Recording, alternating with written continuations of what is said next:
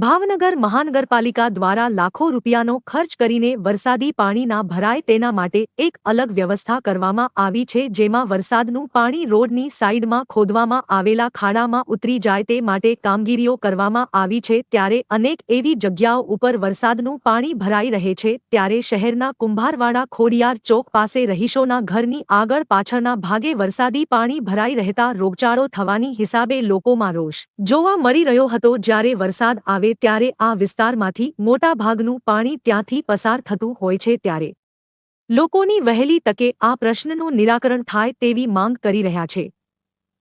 બેન છે પાણીનું ગટરનું ના બધું અમારે પરિસ્થિતિ આવી જ રહે છે। છોકરા અમારે બચ્ચા નાના છે, અમે રજૂઆત કરીએ છીએ પણ અમારી કોઈ રજૂઆત સાંભળતા જ નથી। ગમે કુંભારવાડા શીતળામાની ડેરી નારી રોડ આ અમારે 7 થી 8 વર્ષથી આમ નામ રહે છે, બરાબર।